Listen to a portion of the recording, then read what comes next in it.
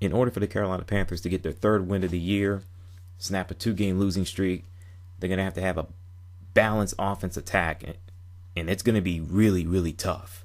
For their running game is in complete shambles. Their offensive line totally stinks right now. But they're going to have to find a way. So that's the matchup I'm looking at the most, is the Panthers offense versus the Bears defense. And let's see how much the Bears defense really improved. Because let's face it, their rush defense was horrible. Worst rushing defense last year. So, as for the Bears offense versus the Panthers defense, I am scared to death. Because you got Alshon Jeffries, you got Brandon Marshall, you got Martellus Bennett, you got Matt Forte, and I'm pretty sure I'm missing a couple of key players on the offensive side of the ball for Chicago Bears. And of course, you got Jay Cutler.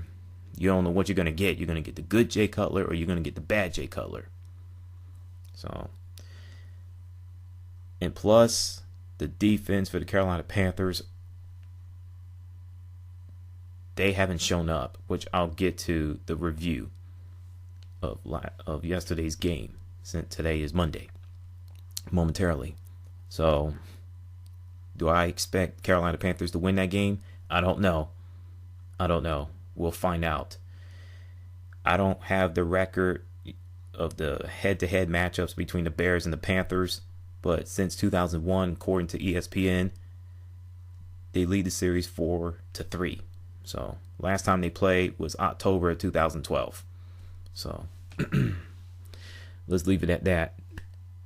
Yesterday's game between the Panthers and the Ravens, Blood and Guts Bowl, that people called it because of Steve Smith Sr. I think it was overblown.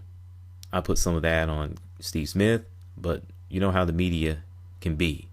They like to overblow things and making it to the biggest deal in the world. Now, did I expect the Panthers to win that game against the Baltimore Ravens? No. But I didn't see this coming.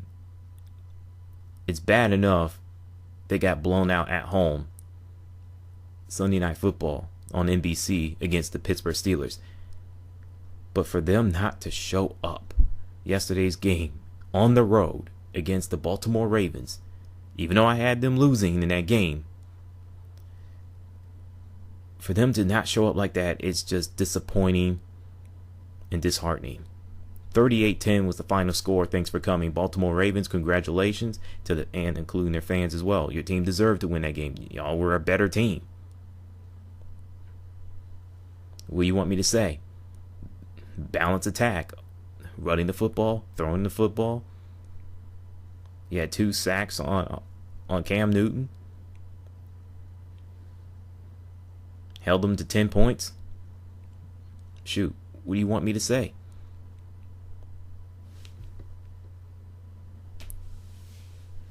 I ain't going to make excuses for the Carolina Panthers. Now, speaking of them, well, good luck to the Baltimore Ravens and the fans for the rest of the season. Now, as for the Carolina Panthers, where should I begin? Like I said, the defense haven't shown up. Second straight game. That's disheartening. That's their calling card. That's been their strength. Penalties. I mean, dumb penalties, man. It just blows me away. 12 men on the field. Not once, but twice. Are you serious, Carolina Panthers? Really? You can't turn the ball over then expect to win the football game. It was a fumble. So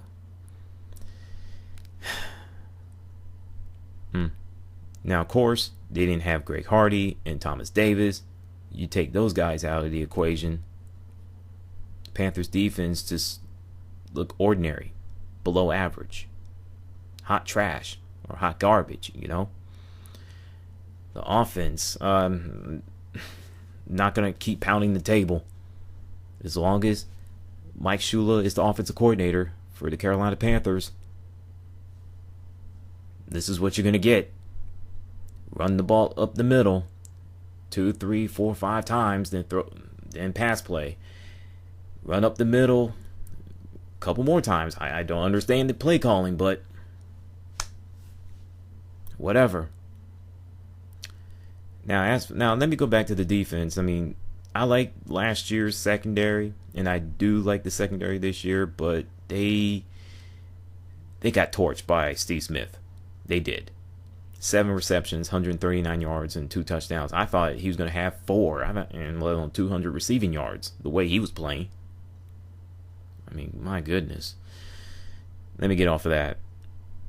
Cam Newton is just banged up. I mean, this year so far, this season, he's thrown few to several bad throws. He had few to several bad throws, but for the most part, he has made some pretty throws. And if my memory serves me correctly, I don't think he has thrown an interception yet. So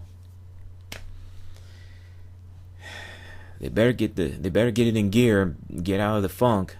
Otherwise, they're going to be on a 3-game losing streak. And they're going to be 2-3. And they're going to be facing the Cincinnati Bengals in a couple of weeks. And I am not looking forward to that. Period. So with that, salute. What's your thoughts on today's game and the upcoming game at home against the Bears?